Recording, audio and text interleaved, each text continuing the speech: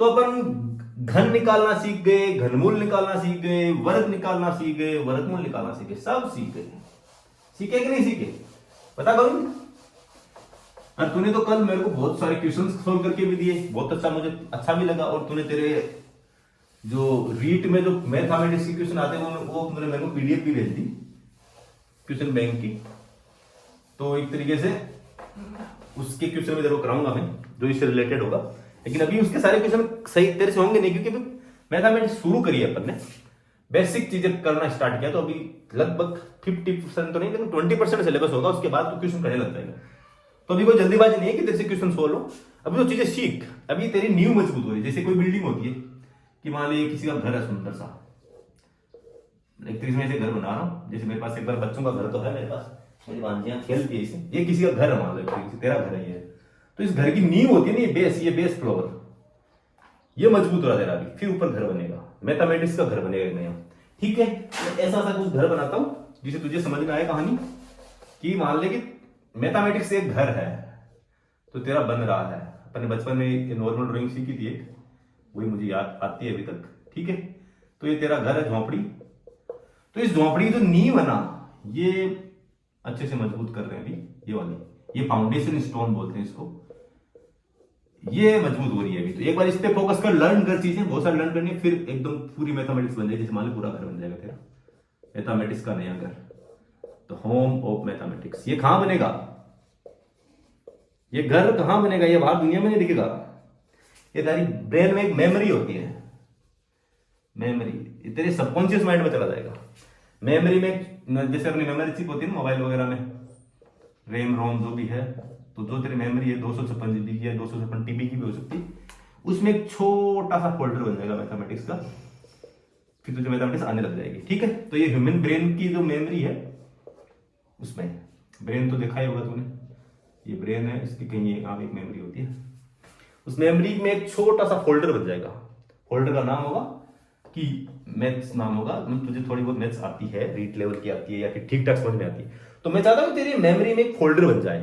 तो मैं उस फोल्डर में भी एक तरीके से चिप बन रही है, चिप में एक तरीके से फोल्डर क्रिएट हुआ अभी, उसमें फोल्डर में छोटे छोटे चीजें आ रही है, धीरे धीरे कंसेप्ट आ रहे हैं, फाउंडेशन बन रहा है, फिर मेमोरी, इस मेमोरी एक घर बन जाएगा मैथमेटिक्स का एक तरीके से, ऐसा कुछ है। तो मैं तेरे को समझाना चाह रहा हूँ कि इस तरीके से मैथमेटिक्स तेरे समझ में आएगी धीरे धीरे। तो अभी कोई जल्दीबाजी नहीं कि तेरे क्वेश्चन सोल्व हो तेरे कोचिंग वाले और तेरे रीड लेवल क्वेश्चन सोल्व हो, कोई जल्दीबाजी नहीं, धीरे धीरे सब होगा। जब लगभग 20 to 30% तेरा सिलेबस कवर होगा ना, तब तुझे समझ में, तेरी आंखें खुलेगी, अच्छा ये चीजें, फिर चीजें धीरे धीरे लिंक करने लग जाएगा। फिर हर मैथमेटिक्स में सब कुछ लिंक होता है, एक दूसरे से जुड़ा हुआ है, हर टॉपिक जुड़ा हुआ है। ठीक है, ऐसा कुछ नहीं कि ये सब अलग ही है, सब कुछ जुड़ा हुआ होता है। धीरे धीरे तुझे तेरी आंखें खुलने लग जाएगी। तो अपन ने क्या क्या पढ़ लिया, अपने वर्ग पढ़ लिया, घन पढ़ लिया, आयत पढ़ लिया, और त्रिभुज भी थोड़ा बहुत पढ़ा था, इनके क्षेत्रफल भी पढ़े थे थोड़े बहुत। ठीक है, अभी तक जो पढ़ा, समांतर चतुर्भुज के बारे में थोड़ा बहुत पढ़ा, उनका क्षेत्रफल निकालना भी पढ़ा था। समांतर चतुर्भुज का क्षेत्रफल कैसे निकाला था, तो आयत और त्रिभुज को जोड़ के चतुर्भुज को क्षेत्रफल निकालना भी सीख लिया तूने। घन निकाल, एक तरीके से ऐसे बोल सकता हूँ कि आयतन निकालना सीख लिया, आयतन निकालना सीख लिया तूने, क्षेत्रफल निकालना सीख लिया। चीजों का ज्यादा तो नहीं सीखा लेकिन लगभग सीख लिया। ठीक है, लेकिन अब इनको थोड़ा अपन आगे और बढ़ाएंगे अच्छे से, आयतन और क्षेत्रफल को थोड़ा और आगे ले जाते, क्योंकि सिर्फ दुनिया में यह शेप ही नहीं है कि स्क्वायर शेप नहीं है, सिर्फ क्यूब की शेप ही नहीं है, सिर्फ कि ऐसी सी क्यूब होता है दुनिया में। चीजें आकृति तो कई तरह की होती है ना, ऐसी चीजें नहीं है सिर्फ, क्योंकि आकृति तो ऐसी बेलनाकार भी तो हो सकती है, कैसी भी हो सकती है, अपना तो गिलास होता है ऐसे भी तो हो सकती है, कैसे भी हो जाएगी चीजें। तो एक तरीके से बहुत सारी तरह के आयतन हो सकते हैं, बहुत तरह के क्षेत्रफल हो सकते तरीके के, ऐसा भी, इसको भी क्षेत्रफल बोलते हैं, टिन सेट को भी क्षेत्रफल बोलते हैं, जिसमें अपन टिन सेट ऐसा बंद करूंगा तो कई चीजों अलग अलग एरिया निकालता है, दीवार का एरिया निकलता है। तो ये सब चीजें सिखाएंगे तेरे को अच्छे से, कि तो तेरे को फील कराऊंगा मैं।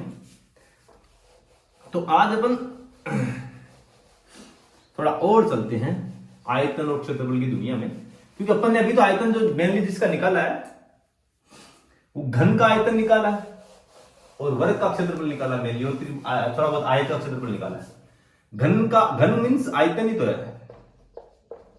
घन का आयतन, घन घन एक तरीके से घन को आयतन भी एक तरीके से मतलब किसी का वो आयतन ही है। क्यूब है तो मतलब वो एक आयतन है किसी का, उसके अंदर कुछ है, हवा भरी हो चाहे कुछ भी हो। और वर्ग का जो क्षेत्रफल निकाला वो सब है। तो अभी अपन यहीं आसपास थे। आज अपन अलग अलग चीजों के बारे में पढ़ेंगे, इन सब के बारे में भी सब ना। जैसे कोई अपने घर पे पानी की बोतल हो या फिर गैस सिलेंडर हो, इनका कैसे आयतन निकालते हैं। क्यों, हर आयतन का जो आयतन की जो इकाई होती है वो तो मीटर क्यूब ही होती है, और क्षेत्रफल की जो इकाई होती है वो मीटर स्क्वायर होती है। इसको फीट स्क्वायर भी बोलते हैं, इसको लीटर भी बोल सकते हैं, ठीक है, कुछ भी बोल सकते हैं। तो अब अपन घन और वर्ग की दुनिया से भी बाहर चलते हैं, क्योंकि पूरी दुनिया वर्गाकार नहीं है, पूरी दुनिया घनाकार नहीं है, अलग है दुनिया। जैसे कि ये घर ही देख लो, जो मैंने दिखाया था वीडियो में, इसमें कितनी शेप है, त्रिभुज जैसी शेप भी है, नीचे वाला बेस है ये आयताकार है, ऊपर ये इधर से देखो त्रिभुज दिख रहा है, और ये त्रिभुज नहीं कुछ गोल गोल दिख रहा है। ये खिड़की सामने देखो, घर के सामने ये एकदम गोल गोल दिख रहा है, ये अलग ही दिख रहा है। ये इसकी इनके यहाँ पे पेड़ लगाए वो अलग ही है, इधर पीछे पेड़ है उसके अलग ही है, ये भी पीछे सीढ़ियां भी है, अलग अलग तरह की शेप है इसे घर में भी।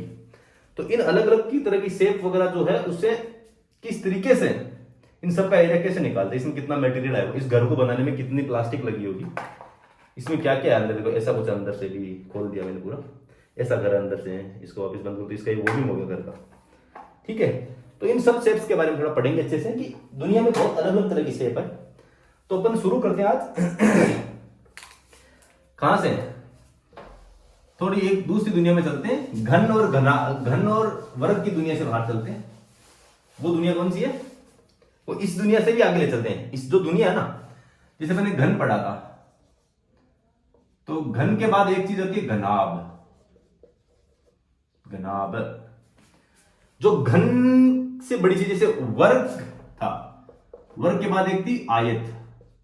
एक तरीके से ये बोल दो कि इसका इससे मिला जुला सा भाई है इसका, ये कि इसमें सारी लंबाई चौड़ाई सब बराबर नहीं। घनाभ की कहानी क्या है इसमें से, कि मान लो कि आगे से मुंह ऐसा तो पीछे से लंबा होगा थोड़ा, एक तो लंबा है ऐसे। ईंट देखी होगी, ईंट तो घर पे काम में आती है, ईंट मकानों में, वो एक घनाभाकार ईंट है।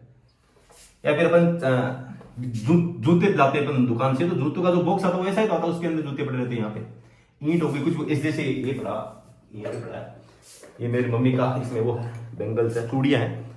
तो अब ये घनाभाकार है, ये घन जैसी है, ये वो क्यूब क्यों नहीं, कि क्यूब में तो क्यूब में क्या होता है कि ये आगे वाला ऐसा ना, ऐसा का ऐसा, इधर वाला चारों तरफ से बराबर होगी लंबाई चौड़ाई, लेकिन इसकी चौड़ाई इतनी है, लंबाई इतनी है, ऊंचाई इतनी, सब अलग अलग है, इसलिए तो घनाभ बोलते हैं, ठीक है। तो इस घनाभ के बारे में पढ़ते हैं। तो अब घनाभ का आयतन निकालते हैं मेनली। घनाभ का आयतन होता है, घनाभ के स्पेशल चीजें क्या होती है, घनाभ का जो आयतन होता है वो कैसे निकालते हैं बताता हूं, सिंपल, इसका सूत्र होता है। घनाभ का आयतन का सूत्र होता है कि लंबाई गुणा चौड़ाई गुणा ऊंचाई, यही है बस, सिंपल। इसको बोलते हैं L B H, H means height, breadth और लेंथ, ठीक है। एल गुणा बी, या फिर कुछ भी बोलते, ए बी सी बोलते, कुछ बोलते। तो इसमें मैं इसको इसलिए कि ये एक अलग आयत, अलग शेप का आयत बन जाएगा, ये दूसरी शेप का आयत बन जाएगा। इसमें 3 आयत है, एक ये आयत है, 3 अलग अलग शेप के आयत है, ठीक है। इन आयतों की वजह से एक तरीके से ये आयत का क्षेत्रफल है, और फिर आयत की क्षेत्रफल को उसकी ऊंचाई से गुणा कर दिया। आयत का क्षेत्रफल क्या होता है, लंबाई गुणा चौड़ाई होती है। तो घन में सारे वर्ग होते हैं, ये जो फेस होते हैं ना, फेस, अब दोबारा बताता हूं, इसमें घन के जो फेस होते हैं, ये फेस वो वर्गाकार होते हैं, लेकिन ये तो घनाभ की बात हो रही इसकी। तो घनाभ के जो फेस होते हैं वो आयताकार होते हैं, कि लंबाई अलग है, चौड़ाई अलग है, तो इसको आयत बोलते हैं। तो घनाभ के जो सारे फेस है वो आयताकार होते हैं, वर्गाकार भी हो सकती है। इसका एक फेस वर्गाकार लग रहा है, जरूरी नहीं हर घनाभ का फेस, मतलब सारे फेस ही आयताकार हो। एक फेस वर्गाकार है, दूसरा फेस आयताकार है, तीसरा फेस आयताकार है, ये भी फेस आयताकार है, समझ गए। तो अलग अलग है सारे, कोई वर्ग है, कोई आयत है, कोई क्या है, ऐसी कहानी है। तो इसमें क्या, लंबाई चौड़ाई ऊंचाई सब बराबर है, बस उतना ही, और कुछ नहीं है। तो घनाभ ऐसा होता है। ईंट बोल सकते हैं घर पे अपन, ज्यादातर हर घर में ईंट तो हर इंसान ने देखी होती है। या अपना मोबाइल ही देख लो, मोबाइल कैसा होता है, मोबाइल ऐसा होता है ना, इसकी थोड़ी मोटाई भी होती है ना मोबाइल की, ऐसे करके ये ऐसे, ये मोटाई तो मतलब ये तुम्हारा मोबाइल भी घनाकार है। अगर तुम लैपटॉप में वीडियो देख रहे हो तो लैपटॉप भी ऐसा ही होता है, तो लैपटॉप भी घनाकार है। तुम जिस सॉरी घनाभाकार है। तुम्हारी जो नोटबुक है, नोटबुक ऐसी तो होती है, इसकी मोटाई यहां दिखा देता हूं फिर मैं, ऐसे करके नोटबुक ऐसी होती है। ये तुम्हारी नोटबुक है, ये भी तो घनाभाकार है, इसकी मोटाई अलग है, चौड़ाई अलग है, लंबाई अलग है, तो ये भी घनाभाकार है। तो तुम्हारा नोटबुक का आयतन भी तुम निकाल के देख सकते हो, ये सब है। तुम्हारा मोबाइल का आयतन भी तुम निकाल के देख सकते हो।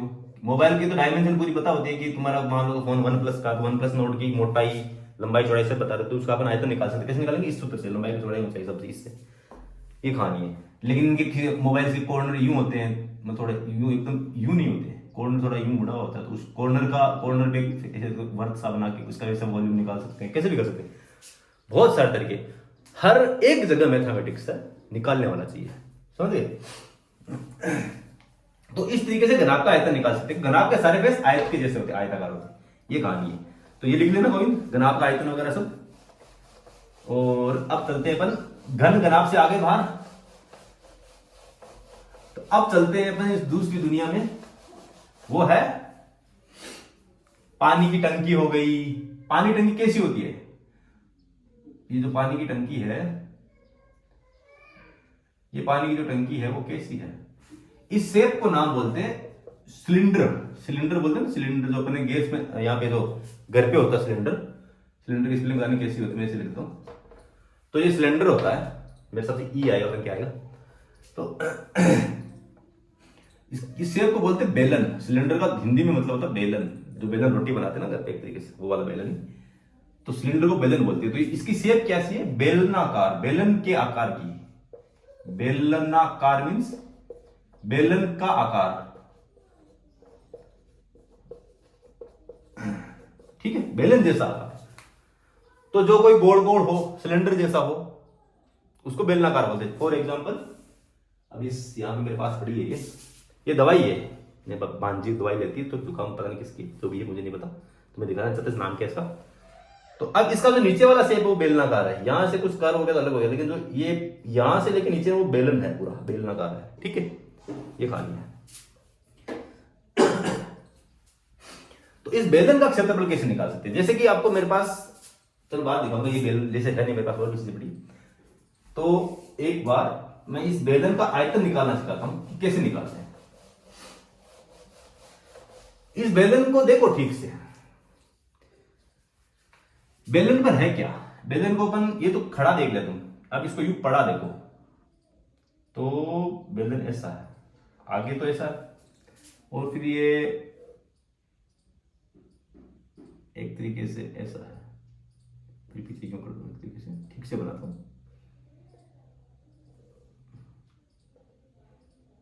ठीक है, ऐसा कुछ है पीछे से। तो मतलब आगे जो है ना, ये ऊपर वाला तो ये वर्ताकार है, कैसा है? वृत्त के आकार का है ये। तो ये आगे ऊपर वाला भाग है, ये वृत्त के आकार का है। और वर्त का मैंने क्षेत्रफल तुमको बताया ही था। वर्त का क्षेत्रफल क्या होगा? वृत्त का क्षेत्रफल क्या था? भूल गया। वर्त का क्षेत्रफल भूल गया गोविंद, याद है? पाई आर स्क्वायर। आर क्या होती है? आर इस वर्त का जो केंद्र होता है उससे इसकी परिधि की लंबाई, सीधी लंबाई है ये होगी, ठीक है। तो वर्त की त्रिज्या ये होती है आर, त्रिज्या, ठीक है। तो इस बेलन में कितने वर्त है? ऐसे बहुत सारे वर्त बन जाएंगे। बेलन को काटो तुम, देखो बहुत सारे वर्त है, ये भी एक वर्त हो जाएगा। छोटे छोटे टुकड़ों में काटो, कितने वर्त हो गए एक बेलन में, ठीक है। मतलब इसको यहां से काटा बाहर फेंका, काटा बाहर फेंका, तो ऊपर से देखेंगे तो वर्त दिखेगा। मान लो मैंने ये वर्त काटा यहां से, इसको मिटा दिया, अब आगे जो हिस्सा बचेगा ये खुद ही वर्ताकार ही बचेगा। यहाँ पे जो हिस्सा बचेगा वो वर्ताकार ही बचेगा। मैं इसको और काट के छोटा कर दिया, तो यहाँ पे भी जो हिस्सा बचेगा वो वर्ताकार ही बचेगा ना। मतलब बहुत सारे वर्त एक दूसरे के ऊपर रखे गए होंगे। सिक्के पे सिक्के रखो तुम, सिक्के ले आओ बहुत सारे, तो सिक्का जो एक एक रुपए के सिक्के उसको रखो सिक्के पे सिक्के, तो ऐसे ऐसे करके एक बैलेंस सा बन जाएगा पूरा, ये गोल गोल करके इसको देखोगे तो एक बेलनाकार शेप आ जाएगी। 10 सिक्के एक साथ रखोगे, मेरे पास अभी सिक्के है नहीं, वरना मैं रख के दिखा देता तुम्हें, ठीक है। तो इस तरीके से ये बहुत सारे सिक्के ही पड़े हैं। तो एक तरीके से ऐसा हो जाएगा कि मतलब इनको सिक्कों की जितनी कम मोटाई होगी उतने ज्यादा सिक्के आएंगे यहाँ पे। तो एक तरीके से ऐसे बोल सकते कि इस बेलन की लंबाई है ना, ये एल बोल दो या फिर इसको ऊंचाई बोल दो, खड़ा है तो उसको ऊंचाई बोल दो, एच बोल दो, ज्यादातर ऊंचाई बोलते हैं एच, क्यों टंकी यूं पड़ी रहती है तो इसकी कुछ ऊंचाई होती है। बेलन तो यूं पड़ रहा है तो लंबाई बेस तो ज्यादातर टंकियां खड़ी रहती है। तो ये बेस होता है टंकियों का, ये रखने वाला था, क्योंकि इसको ऐसे रखते तो गुड़ भी सकता है, इसे गोल गोल घूम सकता है ना। तो ज्यादातर बेलन यूं रखा जाता है खड़ा इस तरीके से, इसमें रखें तो ये घूम सकता है। तो मैं जो बताना चाह रहा हूं ये है कि ये इसकी ऊंचाई है। ऊंचाई क्यों बोला गया, कि इसको ऐसा रखा जाता है। तो अब इसका जो आयतन निकालते हैं वो बहुत आसान काम है, सिंपल है कि इसमें बहुत सारे वर्त है, इनफाइनाइट। इस एच लंबाई से लेकर ये एच पूरी, इस पूरी एच लंबाई में कितने सारे वर्त होंगे, अनंत होंगे। क्यों, वर्त की मोटाई जितनी कम रखोगे उतने ज्यादा होंगे। एक वर्त की मोटाई रखोगे तो अलग हो जाएगा। तो वर्त तो एक क्षेत्रफल है, सरफेस है, वर्त तो एक सरफेस है, उसमें सिर्फ रंग भर सकते हैं। यहाँ पे वर्त का कोई आयतन थोड़ी होता, आयतन वर्त का थोड़ी होता है, कोई आयतन नहीं होता। वृत्त का सिर्फ क्षेत्रफल होता है, क्योंकि इसमें सिर्फ रंग भर सकते हैं। आयतन तो बेलन का होगा ना, कि वर्त पे वर्त रखते जाओ, सिक्के पे सिक्के रखते जाओ। ये एक सिक्का है, इसके ऊपर दूसरा सिक्का और रख दो, इसे फिर मोटा होता जाएगा ना, वो इसे यहां तक आ जाएगा। तो मतलब एक तरीके से बोल दो कि तुम सिक्के पे सिक्का रख रहे हैं तो सिक्के की मोटाई कम से कम मानो। तो इस एच ऊंचाई तक सिक्के रख दिए, मानो मैंने 100 सिक्के रख दिए। तो सिंपल है कि मैंने बताया था क्षेत्र आयतन होता क्या है, आयतन होता है क्षेत्रफल गुणा ऊंचाई या फिर मोटाई या फिर लंबाई। क्षेत्रफल गुणा ऊंचाई या फिर मोटाई होता है, सिंपल कहानी है। तो वर्त का क्षेत्रफल होता है पाई आर स्क्वायर। क्या होता है वर्त का क्षेत्रफल, क्या होता है, जो ये वर्त पे सिक्के रखे हुए, तो वर्त का क्षेत्रफल होता है पाई आर स्क्वायर, और उसकी ऊंचाई क्या है, एच का नीति है, ये ऊंचाई एच। इस तरह से बेलनाकार कोई चीज है उसका आयतन निकाल सकते हो। इसकी इकाई क्या होगी, मीटर क्यूब में ही होगी। अगर ये एच मान लो 2 मीटर हो, इसकी आर मान लो 1 मीटर हो, तो कितना होगा, पाई गुना 1 का स्क्वायर गुना 2, तो पाई 22/7 होता है, ये इंटू 2, तो 44/7 मीटर क्यूब आंसर आएगा। तो ये लगभग आंसर आता है 6 पॉइंट समथिंग आ रहा है, 6.2 समथिंग आंसर आएगा। तो 6.2 मीटर क्यूब आंसर आ गया इसका, ठीक है। ये इसका आयतन है। तो एक तरफ कितना लीटर पानी हो गया, 6200, क्योंकि इसको 1000 से मल्टीप्लाई करो, 6200 लीटर का हो जाएगा ये, ठीक। ये खानी 6 टंकी पानी भर जाएगी इसमें। तो एक तरीके से जो मैं बताना चाह रहा हूं वो ये है कि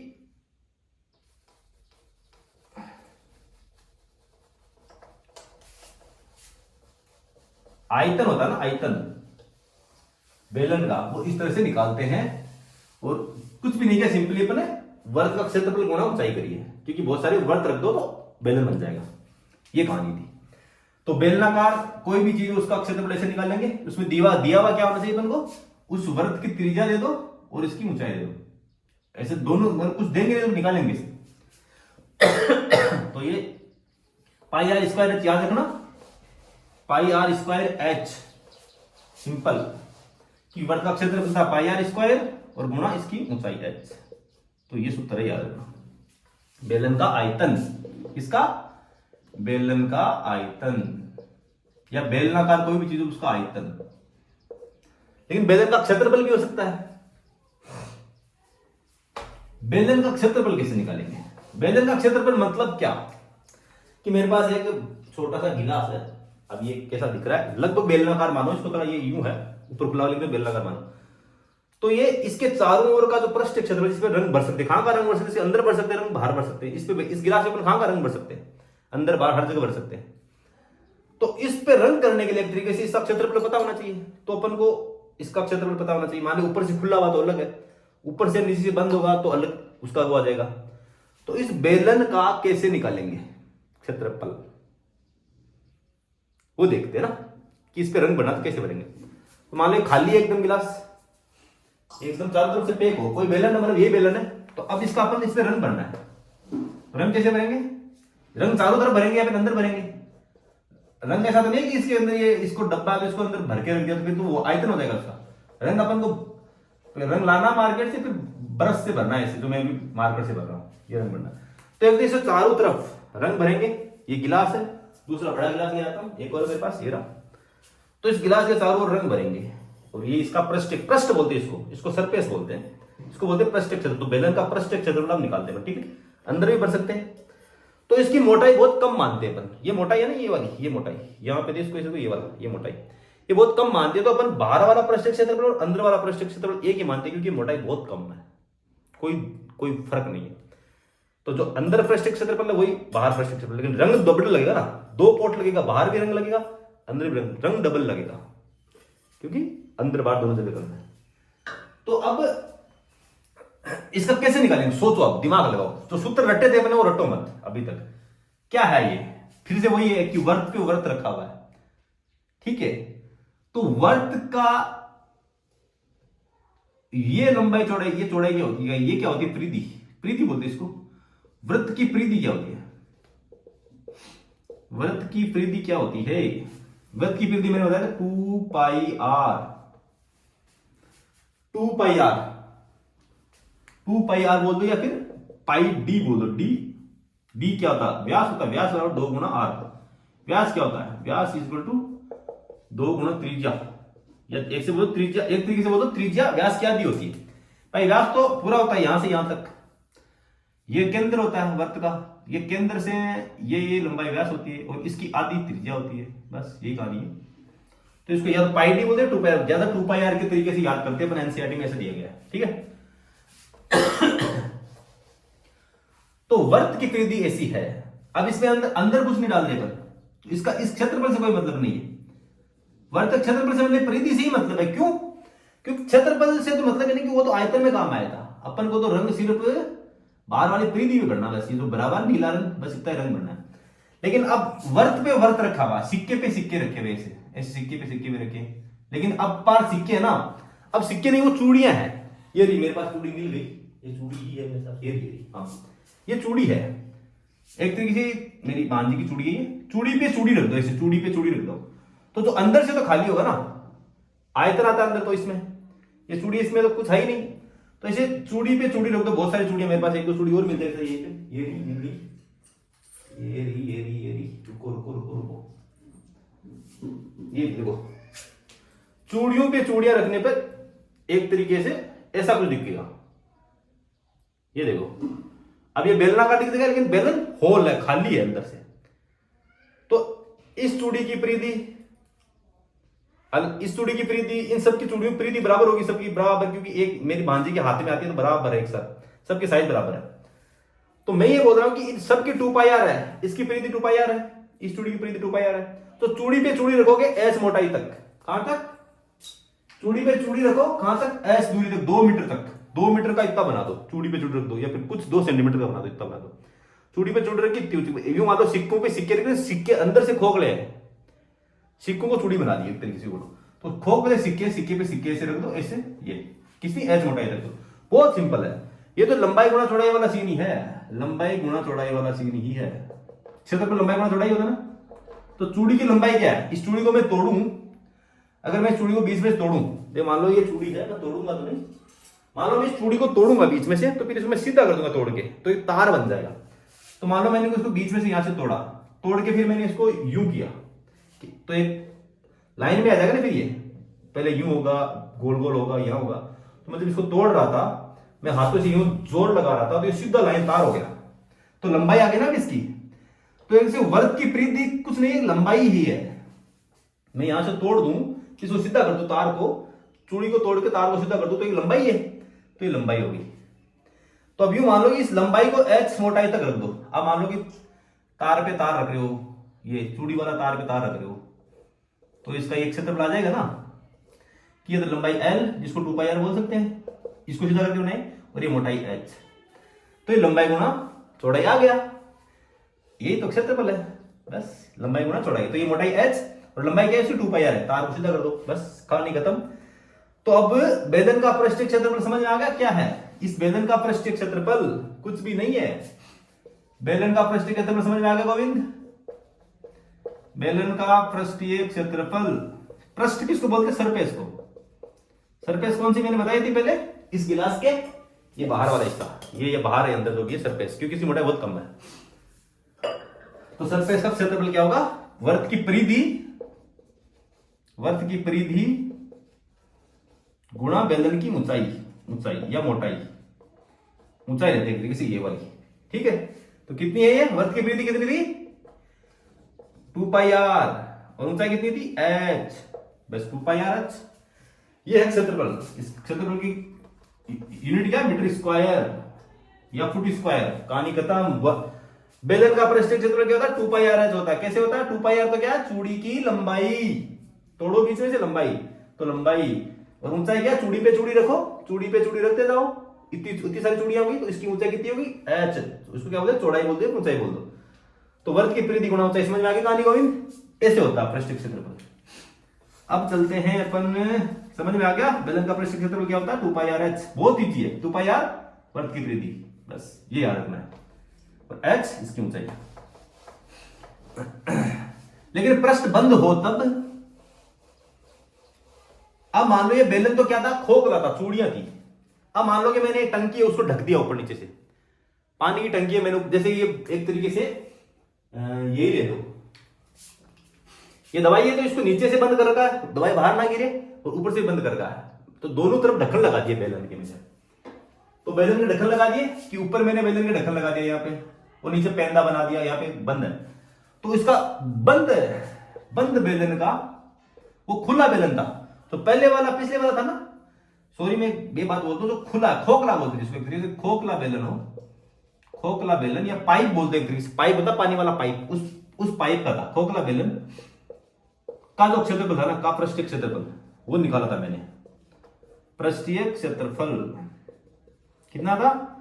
वो था 2 पाई आर गुणा h, या पाइप बोलते थे, पाइप होता ना जिसमें पानी वाला रहता है, पाइप का क्षेत्रफल 2 पाई आर होता है। लेकिन मान लो पाइप दोनों तरफ से बंद हो, बेलन दोनों तरफ से ढक्कन लगे हुए हो, बेलन कैसा हो गया कि एकदम बंद हो, ऐसा पाइप है कि इधर भी ये है लेकिन यहां से बंद कर दिया हो, पीछे वाला गेट भी बंद है, यहां से पानी अंदर डाल देंगे बाहर निकलता है, जैसे मैंने अभी दवाई वाली वो दिखाई थी, बोतल दिखाई थी, वैसा कुछ था। उसमें कुछ भी नहीं है। इसमें जो बंद बेलन होता है ना, या ठोस बेलन बोलते इसको, बंद बेलन या फिर ठोस बेलन बोल दो, ठोस बेलन बोल सकते हो। बंद बेलन का क्षेत्रफल कुछ भी नहीं है। खोखले बेलन का बराबर खोखले बेलन का क्षेत्रफल प्लस 2 वर्त का क्षेत्रफल। 2 है वर्त वहां पे, कौन से वर्त? कौन से 2 वर्त? ऊपर वाला, ऊपर से ढक्कन लगा दिया वो वर्त, नीचे वाला वर्त लगा तो ऊपर भी ढक्कन लग गया, ऊपर नीचे जो ढक्कन लग गए उनका 2 वर्त है, नीचे वर्त भी है ऊपर भी वर्त है, तो 2 वर्तों का क्षेत्रफल है। जैसे मैंने समांतर त्रिभुज में, चतुर्भुज में बताया वैसा कुछ है। एक खोखले बेलन का क्षेत्रफल प्लस 2 वर्तों का क्षेत्रफल, तो बहुत इजी है, कुछ भी नहीं है। क्या होगा? खोखले बेलन का क्या था अभी मैंने बताया? 2 पाई आर h प्लस 2 से मल्टीप्लाई कर दो, और वर्त का क्या होता है? पाई आर स्क्वायर, बस।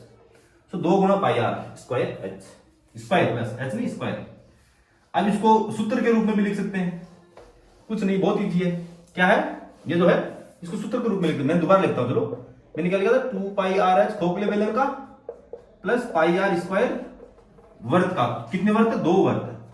तो इसमें क्या था? 2 पाई कॉमन ले लेते हैं, 2 पाई कॉमन लिया, एक r भी कॉमन ले लिया, r प्लस h लिख दिया, बस ये कहानी है।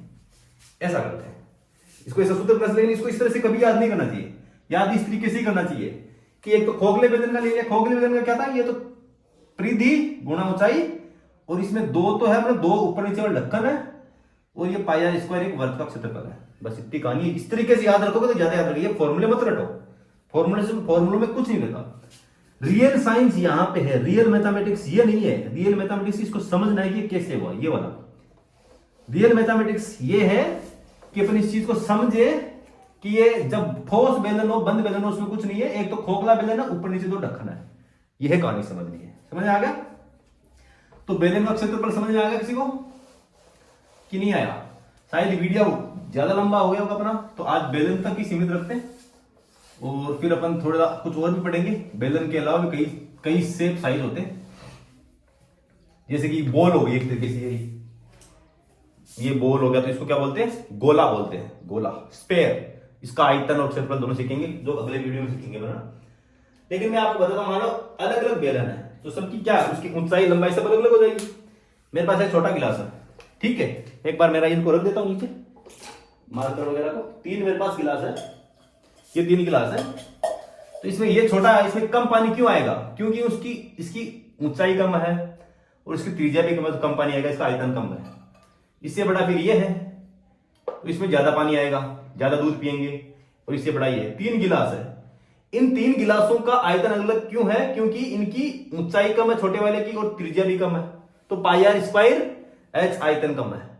इस पे इन सबका पृष्ठीय क्षेत्र भी कम है, क्यों, क्योंकि इनकी त्रिज्या अलग अलग है, सबसे ज्यादा त्रिज्या इसकी है, सबसे ज्यादा ऊंचाई भी इसकी है, इससे त्रिज्या कम इसकी, ऊंचाई भी कम, सबसे कम इसकी है। तो इन तीनों का आयतन अलग अलग इसलिए है क्योंकि इन सबकी भुजाएं अलग अलग है, लंबाई चौड़ाई ऊंचाई सब अलग अलग है, यह है कहानी, त्रिज्या कम है।